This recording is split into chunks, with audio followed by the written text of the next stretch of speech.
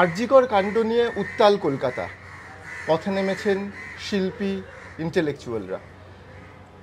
তাদেরই একজন পরিচালক, নাট্যকার, নাটককার সুমন মুখোপাধ্যায় আমাদের সঙ্গে কথা বলবেন তিনি।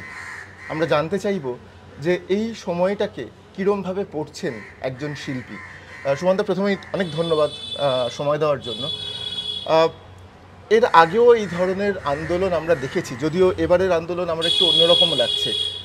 2006, 7, 8 এই সময়টাতেও তোমরা পরিবর্তনের আন্দোলন করেছিলে এবং সেই সময় আমরা দেখেছিলাম সমস্ত প্ল্যাকার্ড, ফ্লেক্স, পোস্টারে ইন্টেলেকচুয়ালদের মুখ ব্যবহার করা হতো। ইন্টেলেকচুয়ালরা সামনের সারি থেকে সেই মুভমেন্টগুলোকে লিড করেছেন। এইবারের যেই মুভমেন্টটা আমরা দেখছি সেখানে কিন্তু এটা ঠিক উল্টো একটা ছবি আমরা দেখতে পাচ্ছি। এখানে সাধারণ মানুষ তারা রাস্তায় নামছেন এবং তারা ঠিক করছেন কাদেরকে তারা এন্ট্রি দেবেন এবং কাদেরকে দেবেন না। এরকম বহু শিল্পীকে আমরা দেখেছি, অভিনেত্রী, অভিনেতাদেরকে দেখেছি যারা এই মুভমেন্টে অংশ নিতে গেছেন কিন্তু তাদেরকে অংশ নিতে দেওয়া হয়নি। এটা কি একটা খুব ইন্টারেস্টিং শিফট বা প্যারাডাইম শিফট বলে তোমার মনে হচ্ছে? আমার তো মনে হয় একটা মানে অভূতপূর্ব শিফট এবং ওয়েলকাম শিফট আমি বলবো। কারণ এই ধরনের আন্দোলন ইদানিংয়ে ভারতবর্ষের প্রেক্ষিতে বলছি আমি খুব একটা দেখিনি। মানে যেখানে সাধারণ মানুষ একদম মানে from the front, leading from the front, এবং তার থেকেও বড় কথা মহিলারা, women R leading from the front. প্রথম ডাকটা এসেছিল মহিলার কাছ থেকে, একজন মহিলার কাছ থেকে, এবং সেখান থেকে তারপরে আরও বিশাল একটা বড় আকার নিল এবং সেটা ক্রমশ বাড়ছে। যেটা আমার শুধু ইন্টারেস্টিং লাগছে, বাড়ছে। এবং শুধু তাই নয়, যে এই যে বড় বড় মিছিলও যেমন ঘটছে প্রতিটি পাড়ায়, প্রতিটি অঞ্চলে, ছোটোখাটো ধরুন একটা ক্লাব বা একটা অফিস, তাদের কর্মচারীর একটা ছোটোখাটো প্রতিবাদ সভা করছেন তাঁদের মতো করে।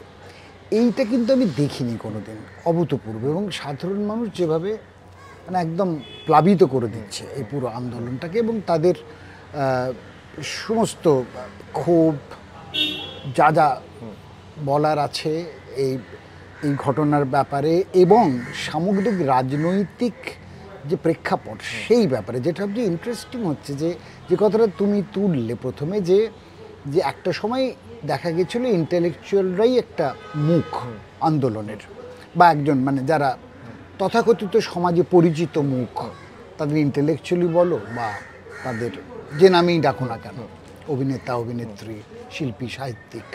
কিন্তু সেইটার যে একটা পরিবর্তন ঘটেছে তার একটা বড় কারণ বলে আমার মনে হয় যে গত এক দশক বা তার বেশি সময় ধরে, আর একটু বেশি, যেটাকে আমরা বুঝি শিল্পী বলতে যাদের আমরা বুঝতাম, বা ইন্টেলেকচুয়াল বুদ্ধিজীবী বলে যাদের আমরা বুঝতাম, সেই স্বরূপটা তাদের বদলে গেছে, ভয়ঙ্করভাবে বদলে গেছে। যে আমরা কোন শিল্পীদের দেখেছি, ধরুন আমি যদি একটু পিছিয়ে যাই, যখন আইপিটিএ ছিল, যখন আইপিটিএর ছাতায় অনেক বড় বড় শিল্পী কাজ করেছেন। আমাদের বাংলায় যে কোনো শিল্পীর নাম যদি আজকে করা যায়, যারা কবি বলো, চিত্রকর বলো, নাট্যকার বলো, চলচ্চিত্রকার বলো, সঙ্গীতকার বলো, সবাই কিন্তু ওই আইপিটির তলায় শুরু করেছিলেন। সেটা একটা রাজনৈতিক বোধ থেকে, রাজনৈতিক চেতনা থেকে একটা প্ল্যাটফর্ম ছিল। কিন্তু তারা পরবর্তীকালে সবাই আইপিটি থেকে বেরিয়ে গেলেন। তার কারণ একটাই ছিল যে একটা রাজনৈতিক, সরাসরি একটা রাজনৈতিক দলের পতাকার তলায় তারা দাঁড়াবেন না। তারা রাজনৈতিক দলের কাছাকাছি থাকতে পারেন, তাদের আদর্শে বিশ্বাসী হতে পারেন, তাদের কাছাকাছি থাকতে পারেন, কিন্তু কাজের ক্ষেত্রটা স্বতন্ত্র হবে, স্বাধীন হবে। সেই স্বাধীনতার জায়গা থেকে আমি কাজ করব। ফলে আমার কণ্ঠর যে স্বাতন্ত্র, আমি মানুষের কাছাকাছি, শিল্পী মানুষের কথা বলবে, সে মানুষের সপক্ষে কথা বলবে, সে রাজনৈতিক দলের একজন মুখপাত্র হিসেবে কথা বলবে না, বা রাজনৈতিক দলের প্রতি তার আনুগত্য ততটাই যতটা একটা পর্যন্ত আদর্শ সে মেনে নিতে পারে। যেখানেই কোনো সমস্যা হবে, আমার সঙ্গে কোনো বিরোধ বাঁধবে, বা শাসনযন্ত্রের সঙ্গে আমার যখন একটা কোথাও সংগ্রাম হবে, সংঘর্ষ হবে, তখন যেন আমি খোলামেলা কথা বলতে পারি। খুব ইন্টারেস্টিং এই জায়গাটা আমার একদম অন্য কনটেক্সটে বারাক ওবামার একটা কোট মনে পড়ছে। উনি নিজের বইতে লিখেছেন বব ডিলানের ব্যাপারে, বব ডিলান কখনো আমার সঙ্গে ছবি তুলতে চাননি। তার কারণ শিল্পীর হয়তো একটা প্রতিস্পর্ধী সত্তা থাকে যেটা সবসময় রাষ্ট্রকে প্রশ্ন করে বা সিস্টেমকে প্রশ্ন করে। তাই আমাদের রাজ্যে কি এরকম একটা জায়গা তৈরি হয়েছে যেখানে শিল্পীরা আসলে রাষ্ট্রের ভেতরে ঢুকে? সেই জায়গাতেই আমি আসতে চাইছিলাম, আইপিটি এর অনুষঙ্গ টেনে এনে যেটা ঘটলো সেটা হচ্ছে এটা বামফ্রন্টের একদম শাসনের শেষ সময় থেকেই শুরু হয়ে গেছে। হ্যাঁ, বলা যেতে পারে যে তারা এতটাই রাজনৈতিক দলের আনুগত্য প্রকাশ পাচ্ছিল তাদের কাজকর্মে, তাদের শিল্পকীর্তিতে বা তাদের কথাবার্তায়, যে সেইটা মানুষের বিশ্বাস করছিল না। কারণ তুমি যদি শাসনযন্ত্রের সঙ্গে অঙ্গাঙ্গিভাবে যুক্ত হয়ে পড়ো তাহলে তুমি শাসনযন্ত্রের বিরুদ্ধে কথা বলবে কি করে? সেটা আরও প্রকটভাবে দেখা গেল এই গত এক দশকে। কারণ বেশিরভাগ শিল্পী তারা হয় পদ নিয়ে নিলেন কিংবা রাজনৈতিক ক্ষমতা নিয়ে নিলেন, গদি নিয়ে নিলেন, কেউ একদম সরাসরি রাজনীতির সঙ্গে যুক্ত হয়ে পড়লেন, এমএলএ এমপি হয়ে গেলেন, মন্ত্রিত্ব পেয়ে গেলেন বা আরও কোনো পদাধিকার হলেন। ফলত মানুষের যে মনে হয় যে এই লোকগুলো তো আমাদের পক্ষে কথা বলবেন, এরা হঠাৎ সরকারের সঙ্গে যোগ দিয়ে দিলেন কেন? ফলে এদের তো কণ্ঠ অবরুদ্ধ হয়ে গেল এবং সেটাই ঘটলো। আজকে দেখো যত বড় বড় শিল্পী চুপ করে আছেন, নিশ্চুপ, তারা বেরোতে পারছেন না, কারণ তারা এতটাই সরকারের ভেতরে ঢুকে গেছেন, শাসনযন্ত্রের ভেতরে ঢুকে গেছেন যে তাদের পক্ষে বেরিয়ে আসা সম্ভব নয়। তাহলে অনেক কিছু নিয়ে বেরিয়ে আসতে হয়, সেই সাহস খুব কম লোকেরই আছে। যে আমার তোমার মেফিস্টোর কথা মনে পড়ছে। একদম এই প্রশ্নটাই তো তুমি তুলেছো। একদম মেফিস্টোতে তো একদম এই প্রশ্নই তোলা হয়েছে যে শিল্পী কতটা সমাজ শাসনযন্ত্রের সঙ্গে থাকতে পারে, রাষ্ট্রের সঙ্গে থাকতে পারে। তার কাজ তো রাষ্ট্রকে সারাক্ষণ প্রশ্ন করে যাওয়া, যাতে মানুষ তাকে বিশ্বাস করে যে এই লোকটা আমার পক্ষের লোক। সারাক্ষণ তার দার্ঢ্যের সঙ্গে তার এই জোর রয়েছে যে কোনো শাসনযন্ত্রকে প্রশ্ন করতে পারে। সেইখান থেকে সরতে সরতে যেটা হলো, মানুষ এতই অবিশ্বাস করতে শুরু করলো। এক তো হচ্ছে বুদ্ধিজীবী এবং সো কল্ড ইন্টেলেকচুয়াল ক্লাসকে তারা বিশ্বাস করতে শুরু করলো, রিজেকশন, যে এরা বিশ্বাসযোগ্য নয়, বিশ্বাসযোগ্যতার কাজ এরা করেনি। একই সঙ্গে পাশাপাশি রাজনৈতিক সিস্টেমটাকে কোয়েশ্চেন করছে। যেভাবে আজকে রাজনীতি চলছে, শাসনযন্ত্র চলছে, তার যে নানা রকম কার্যক্রম সেইটাকে চ্যালেঞ্জ করছে। এই তিলোত্তমার ঘটনাটা যেটা উস্কে দিয়েছিল, একটা তো এই ঘটনায় যে নির্মমতা এবং যে ভয়ঙ্কর শাসনযন্ত্রের যে একটা তাচ্ছিল্য দেখা গেছে প্রাথমিকভাবে ক্রমাগত প্রকাশ পাচ্ছে, সেইটার প্রতিবাদ তো বটেই, সেটা প্রাথমিক। তার সঙ্গে সঙ্গে যে অনেকগুলো আরও পরিসর যুক্ত হয়ে গেল, গোটা রাজনৈতিক সিস্টেমটাকে রিজেক্ট করছে। কোনো ফ্ল্যাগের তলায় দাঁড়াবো না, এটা আমাদের লড়াই, এটা মানুষের লড়াই। এরকম আমি অন্তত এত বছর ধরে নানা আন্দোলনের সঙ্গে যুক্ত, তুমি জানো, এতদিন ধরে আমার নাটকে আমি সবসময় রাষ্ট্রের যন্ত্রের বিরুদ্ধে কথা বলেছি, নানাভাবে ইতিহাস রাজনীতির কথা বলেছি, কিন্তু এই ঘটনাটা একদম অন্য রেজিস্ট্রেশন। একজন শিল্পী হিসেবে যদি এটাকে তুমি নতুন করে একটা নাটকের বা একটা স্ক্রিপ্টের জায়গায় নিয়ে আসো, তাহলে কি যেই ভাবনাগুলো থেকে সেই সময়ে নাটক, সেই সময়ে স্ক্রিপ্ট তৈরি হয়েছে, সেখান থেকে একটা নতুন ডিপার্চার হবে? এই যে সাধারণ মানুষ সামনে মুখ হয়ে দাঁড়াচ্ছে, এটা তো আমরা কখনো দেখিনি না। হ্যাঁ, মানে আমি জানি না, ফ্রেঞ্চ রেভলিউশনে এই সময় আমরা শুনতাম, কিন্তু এই জায়গা থেকে কি সত্যি কোনো নতুন শিল্প তৈরি হবে? নতুন ইন্টেলেকচুয়ালদের কাছ থেকে আমরা নতুন কোনো জিনিস পেতে পারি বা পাবো? যদি যে ইন্টেলেকচুয়ালরা এখনো বিকিয়ে যায়নি বা যারা এখনো শাসনযন্ত্রের সঙ্গে জড়িয়ে পড়েননি, তারা নিশ্চয়ই নতুন করে ভাবছেন, কারণ এইটা একটা অন্য ভঙ্গিতে ধরতে হবে, এর ফর্মটাই আলাদা।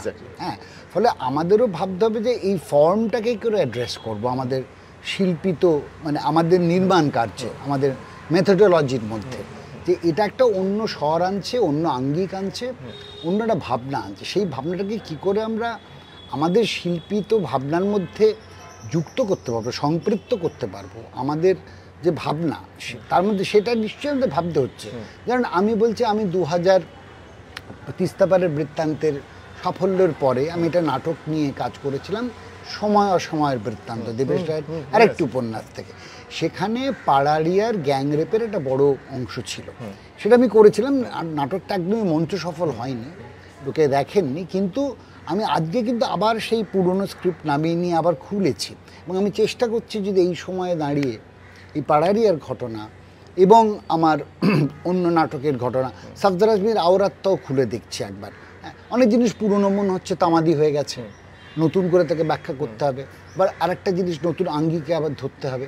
ফলে এই স্বরটাকে কি করে আমি ধরতে পারবো আমার শিল্পকীর্তির মধ্যে, সেটা খুব জরুরি। কারণ ফর্মটা মানে একভাবে ধরতে হবে। এই যে গোটা লড়াইটা একটা নতুন আঙ্গিকে শুরু হয়েছে, এই আঙ্গিকটাকে বুঝতে হবে, সম্মানের সঙ্গে বুঝতে হবে। এই এই এই এই শটটাকে খানিকটা অনেক দিন আগে নবারুণদা বুঝেছিলেন, ফ্যাত ফ্যাত সাই সাই।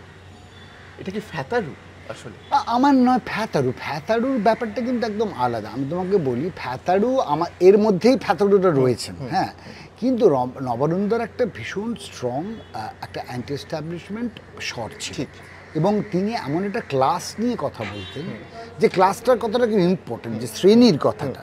মানে নবারুণদা ভয়ঙ্কর শ্রেণী সচেতন লেখক, ফলে উনি যে শ্রেণীর কথাটা বলছেন সে তার উত্থানটা, যে লড়াইটা কাঙাল মার্শাল উনি এনেছিলেন, যে রাষ্ট্রের সঙ্গে একদম ফ্যাতালুদের সম্মুখ লড়াই, হ্যাঁ সম্মুখ লড়াই। তার মধ্যে অনেক মানে সাররিয়াল ঘটনা ছিল, মানে অনেকটা বুলগাকফের ধরনের লেখা, কিন্তু উনি একটা আমাদের প্রেক্ষিতে একটা কিন্তু প্রায় প্রফেটিক একটা লড়াইয়ের কথা বলেছিলেন, যেখানে একদম সাধারণ মানুষ সে ইট, গু, ভাঙা টিভি, চপ্পল সব নিয়ে লড়াই নেমেছে এবং ক্রমাগত পিছু হাঁটছে রাষ্ট্রযন্ত্র। হ্যাঁ, তাদের কিছু করার নেই, তারা সেটা সারেন্ডারই করে। ফলে সেই প্রফেটিক বাণীটা নিশ্চয়ই আছে, আমি একমত।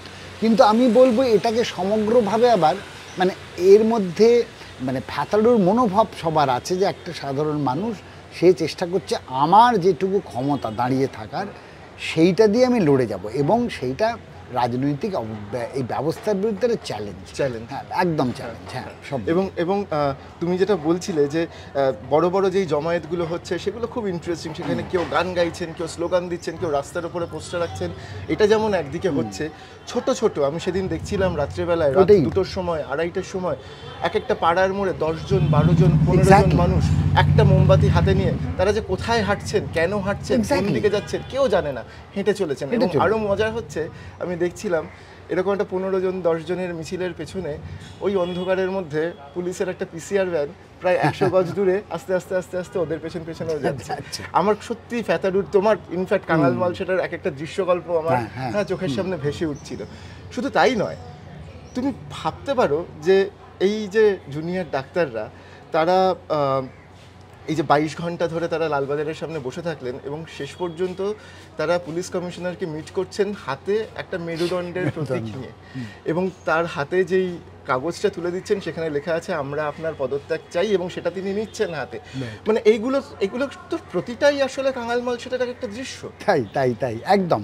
এবং যেভাবে মানে কমিশনারকে যেভাবে চিত্রিত করা হয়েছিল এই উপন্যাসে, বা মুখ্যমন্ত্রীকে যেভাবে চিত্রিত করা হয়েছিল, প্রায় যেন মিলে যাচ্ছে, প্যারালাল, একটা ঐতিহাসিক প্যারালাল। এই জন্য বলছি এটা প্রফেটিক একদিক দিয়ে। কিন্তু অদ্ভুত অদ্ভুত ঘটনা, আমি একটা ঐতিহাসিক তোমাকে তথ্য দিই। যেমন শিল্পী কখন মানে একদম অসহায় হয়ে পড়ে, যেমন ব্রেটল ব্রেস্টের মতো ওরম একটা বৈপ্লবিক নাট্যকার, যে চিরকাল মার্ক্সবাদী বলে নিজেকে বারবার দাবি করেছেন, তার কাজের মধ্যেও তার সব সূত্র পাওয়া যায়। উনি যখন ইস্ট জার্মানিতে ফিরে এলেন আমেরিকা থেকে, আমেরিকাতে ওই আন আমেরিকান অ্যাক্টিভিটিসের ইন্টারভিউতে নানা রকমভাবে পার করে চলে এলেন, তুমি তখন বার্লিনার আনসাম্বলের ডিরেক্টর হলেন, যেটা সরকারি একটি মানে জার্মানির কথা বলছি, কারণ জার্মানির ফলে সরকারি একটা থিয়েটার। হ্যাঁ, সেখানে উনি নানা ভালো তিনি মাদার কারেজ করছেন, কিন্তু উনি শেষ জীবনে এসে কোরিওলানাস করছেন, শেক্সপিয়ারের নাটকের একটি অ্যাডাপ্টেশন করছেন। অ্যাডাপ্টেশনটা উনি পাল্টাচ্ছেন অনেক ছোটো, যেটা আমি 1992 সালে প্রযোজনা করেছিলাম ওই ভার্সনটাই। কিন্তু মজাটা হচ্ছে যে যখন ওই একই সময়ে যখন কোরিওলানাস উনি তৈরি করছেন বার্লিনার আনসাম্বলের ভেতরে, তখন বাইরে একটা ভয়ঙ্কর আন্দোলন চলছিল, মানে সোভিয়েতিনাইজেশনের বিরুদ্ধে এবং ওই কমিউনিস্ট রেজিমের বিরুদ্ধে একটা একদম গণ অভ্যুত্থান হয়েছিল। তখন ব্রেক্ট একদম নিশ্চুপ ছিলেন, কোনো কথা বলতে পারেননি যে শাসনযন্ত্রের ভেতরে থাকলে কি হয়, যখন গদি আঁকড়ে বসে আছে। সেই নিয়ে আবার আরেক জার্মান বড় সাহিত্যিক, তিনিও নোবেল লরিয়েট, গুন্টার গ্রাস একটা নাটক লেখেন, দ্য প্লিবিয়ান্স রিহার্স দ্য আপরাইজিং, যেখানে উনি ব্রেস্টের এই ভূমিকার সমালোচনা করেছিলেন যে মশাই আপনি তো সারা জীবন আপনি যে নাটকটাও করছেন সে নাটকটা কিন্তু প্লিবিয়ানদেরই উত্থানের গল্প। কোরিওলানাস ইজ দ্যাট, যে একটা স্বৈরতান্ত্রিক নেতার বিরুদ্ধে মানুষের গণ অভ্যুত্থান, আর আপনার বাড়ির ঠিক থিয়েটারের বাইরে একটা গণ অভ্যুত্থান চলছে, আপনি কিছু বলছেন না।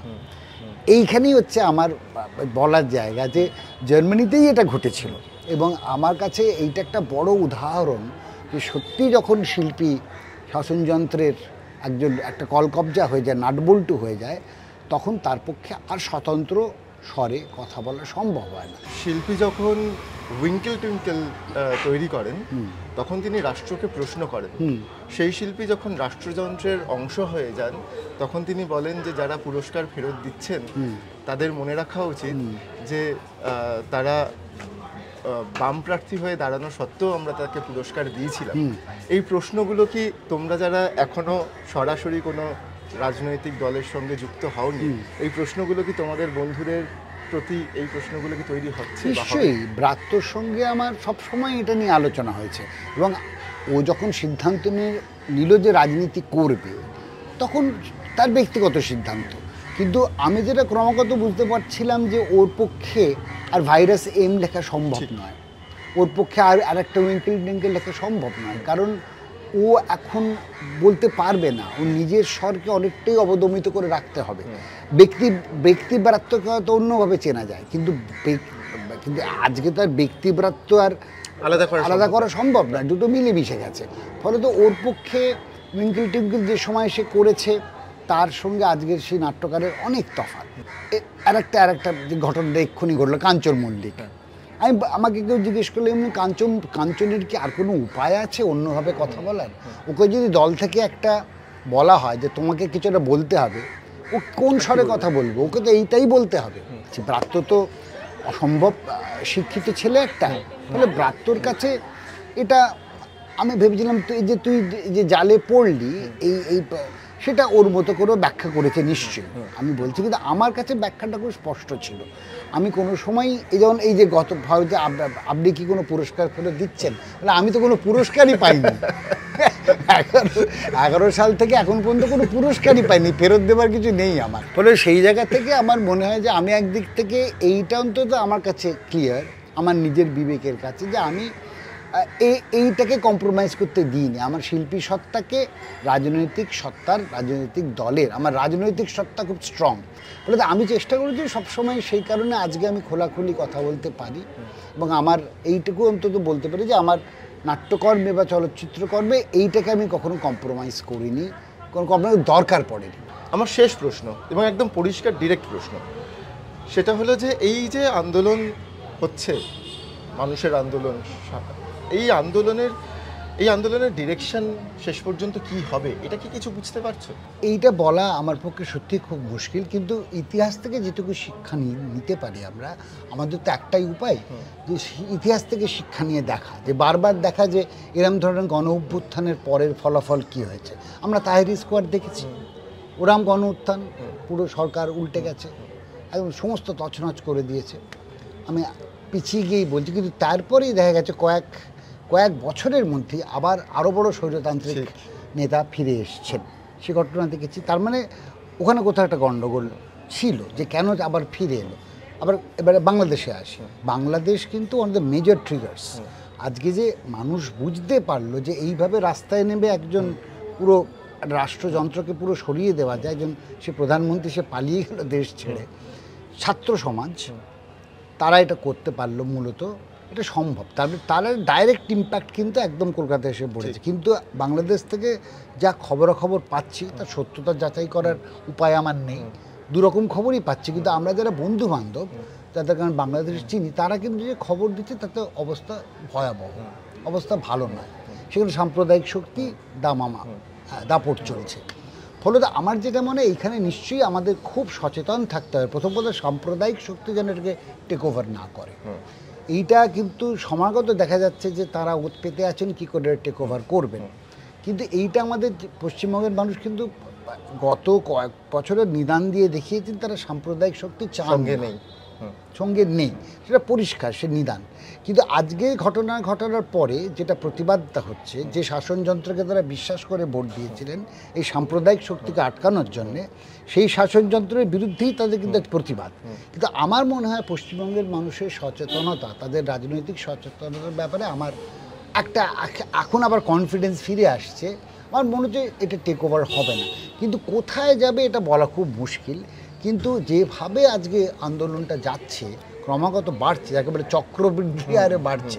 হ্যাঁ, এই যে তুমি বললে ছোটোখাটো 15 জন 20 জন যে যেভাবে পারছে একটা জায়গায় প্রতিবাদ করছে, এটা কিন্তু একটা খুব বড় লক্ষণ। কিন্তু ফাইনালি যে এটা কোথায় যাবে, কিন্তু একটা জিনিস কেউ জানে, এমার্জেন্সিতে উই নিড টু অ্যাম্পুটেট। ঠিক।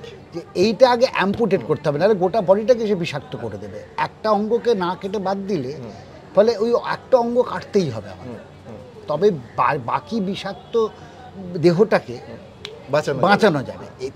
তারপরে কি হবে জানি না। এবং সেটা কিন্তু আমি বলছি, আমরা যখন পরিবর্তনের আন্দোলনও করেছিলাম তখনও কিন্তু এই দ্বিধাটা আমাদের ছিল যে এইটা সরতে যাবে, যেটা আসবে সেটা কি আমরা কিন্তু জানি না। আমরা তখন জানতাম যে নিশ্চয়ই তৃণমূল যেহেতু একটা সজীব লড়াইতে আছে, ওরা সিঙ্গুর থেকে যে লড়াইতে ঢুকলো, ফলে তারাই আসবে ক্ষমতায়, সেটা বোঝা গেল। আজকে কিন্তু দেখো, অরাজকতা দিয়ে তো কিছু হবে না, অরাজক পরিস্থিতি হলে হবে না। ফলে আমাদের পশ্চিমবঙ্গের মানুষের এটুকু অন্তত মনে হয় ধারণা আছে বা বোঝবার অবকাশ আছে যে অরাজকতায় আমরা পরিণত হতে দেবো না।